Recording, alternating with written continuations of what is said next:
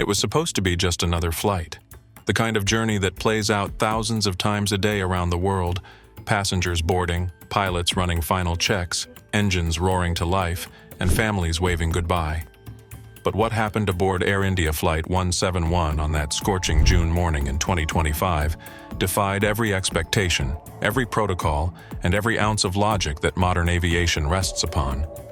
In less than 60 seconds after takeoff, a state-of-the-art Boeing 787 Dreamliner transformed into a blazing nightmare, shattering not only buildings but also trust in the very systems meant to keep us safe. And while the official report claimed mechanical failure, a growing chorus of independent investigators, simulation analysts, and aviation experts are warning, the real cause may be something far more disturbing. Because when you dig deeper into the wreckage, into the black box data, the cockpit voices, the fuel switches, and the eerie silence of failed safety systems, what emerges is not a tale of unfortunate coincidence, but one of unsettling contradiction. This is the hidden story of Flight 171, and what you're about to hear changes everything. The sun rose over Ahmedabad with the kind of blazing heat that warps the horizon and pushes engines to their thermal limits.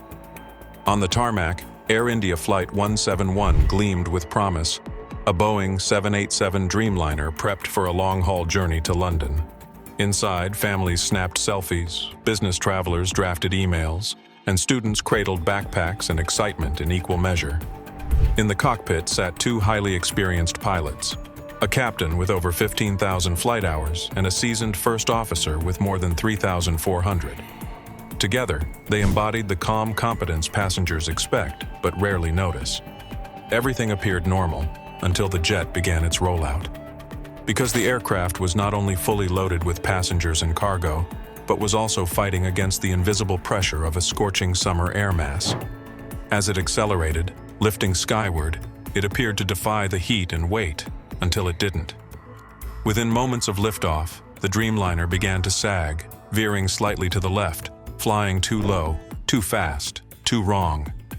Eyewitnesses watched in horror as the aircraft skimmed treetops, clipped a chimney, and then, in a surge of noise and flames, tore through the buildings of BJ Medical College. What followed was carnage, explosions, chaos, and a fuselage shattered across city blocks. But even as the wreckage smoldered, a deeper question ignited. How could a perfectly functional jet, with experienced pilots and full thrust, fall from the sky like that? While firefighters battled the inferno, investigators scrambled for answers. Their first priority, the black boxes, the flight data recorder, and the cockpit voice recorder, designed to survive the very worst of aviation disasters. And yet, almost immediately, something was off. The emergency locator transmitter, meant to broadcast the aircraft's position on impact, was silent. No beacon, no signal. Only smoke and chaos guided first responders to the wreckage. When the recorders were finally found, the second shock hit. One of them, supposedly indestructible, was obliterated beyond recovery. Only the forward unit contained usable data, but even that was incomplete. It revealed a chilling fact. The engines were shut down manually, not failed, not stalled, shut down. The logs showed the guarded fuel cutoff switches, physical levers that required deliberate movement, were flipped off seconds apart. And yet, the voice recording painted a scene of confusion, not sabotage. One pilot shouts, "Why did you turn it off?" The other replies, "I didn't." These few words opened a void of speculation. Had someone else been in the cockpit? Were they confused? Were they lying? Was this a hijack or a suicide mission masked as an accident? Or had the cockpit itself turned into a place of unintentional betrayal? Whatever the answer, this wasn't just mechanical failure. It was something more terrifying, human action without explanation. When official explanations left more questions than answers, independent experts took matters into their own hands. Armed with surveillance footage from buildings across Ahmedabad, they began to digitally reconstruct Flight 171's final moments, frame by frame, speed by speed. And what they found contradicted everything. Their simulation showed the aircraft was accelerating, not slowing, right before impact, gaining speed even though both engines had supposedly been shut down. How was that possible? Was the data flawed, Or was the official report hiding something? And the questions didn't stop there. The aircraft never retracted its landing gear, another anomaly. Normally, gear is pulled in once the jet climbs safely, but the Dreamliner never stabilized enough to make that call. Instead, it kept fighting against drag, climbing erratically, then plunging. Aviation rules say a double engine failure should produce a nose-down glide, not a powered dive into obstacles. But Flight 171 didn't glide. It drove itself into destruction. Why? How? The simulation didn't offer answers. It simply magnified the mystery. And what it left behind was a chilling conclusion. If the official narrative didn't match the physical evidence, then something else was at play. Perhaps the most haunting part of Flight 171's story isn't just what happened, but what didn't. The very systems designed to bring clarity after catastrophe, the ELT, the black boxes, the backup power sources, failed when the world needed them most. Why did only one black box survive, despite both being designed to endure identical conditions? Why did the ELT fall silent, rendering the wreckage harder to find? Why did the engine's cutoff switches behave as if manipulated, despite no clear evidence of who did it? And most disturbing of all, why were all these failures concentrated in a single section of the aircraft's structure? Some suggested manufacturing flaws. Others whispered of conspiracy. A few dared to hint at sabotage. Whatever the explanation, it became clear to the families, the aviation community, and the world watching that Flight 171 was more than a crash. It was a chain of breakdowns, technical and human, that didn't add up, each layer peeling back to reveal yet another mystery. And with every answer came another question. How could a Dreamliner, one of the safest jets ever made, collapse into flames less than a minute after takeoff, without a single clear reason? As investigators continued to analyze the limited cockpit voice data available, something chilling surfaced in the final seconds before impact.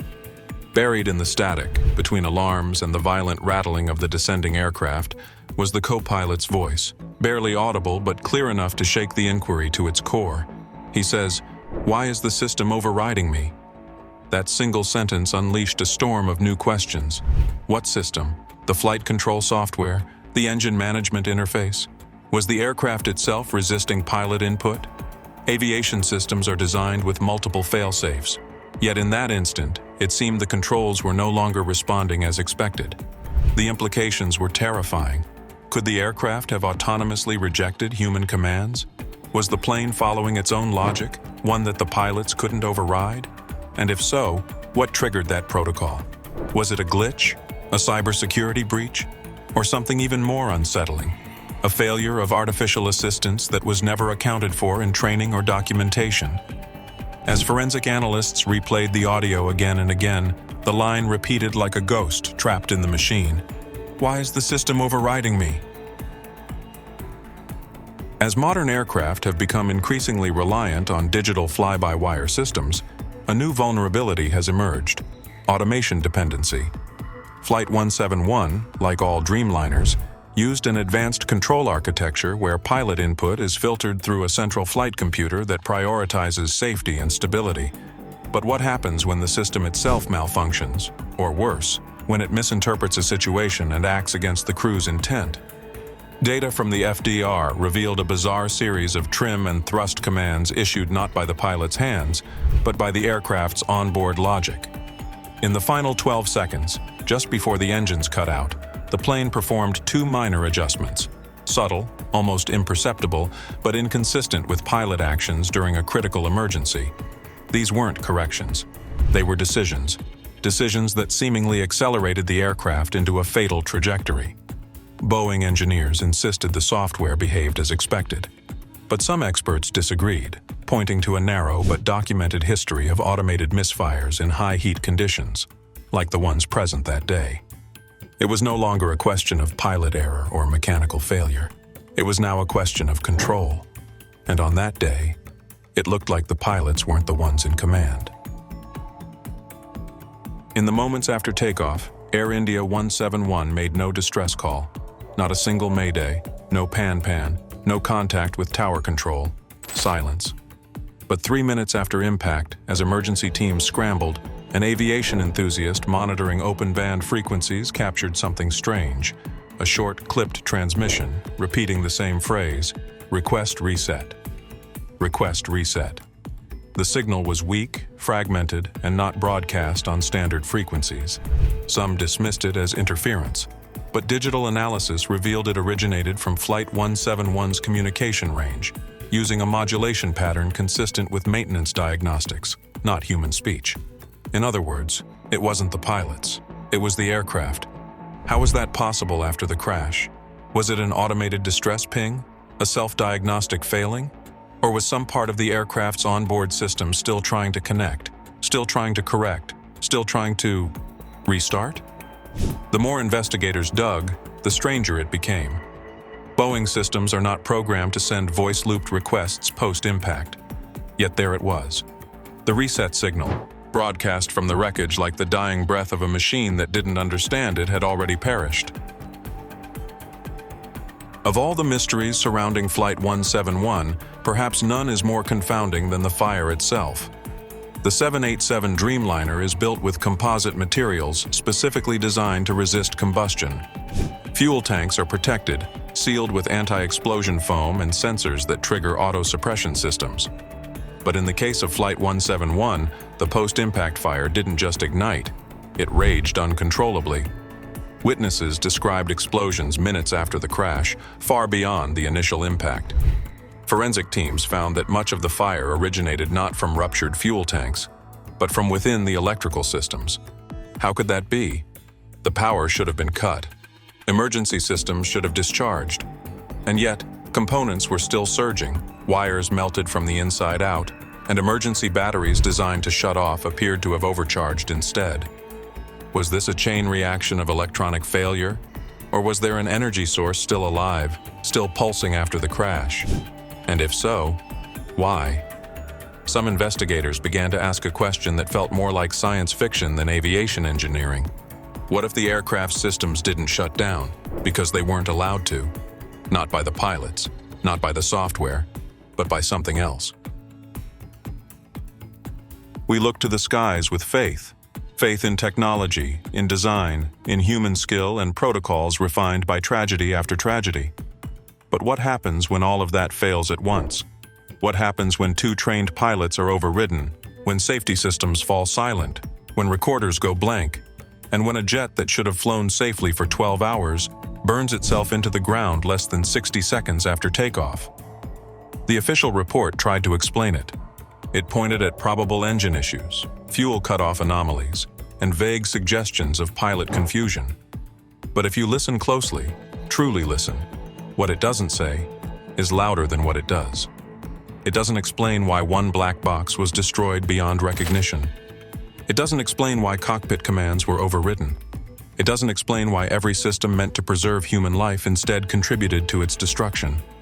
And it certainly doesn't explain that ghostly digital whisper, "Request reset," still looping in the static long after the flames died. Flight 171 wasn't just an accident. It was a failure of trust, a moment when man and machine lost their delicate balance, and for the 210 souls on board, that imbalance became fatal.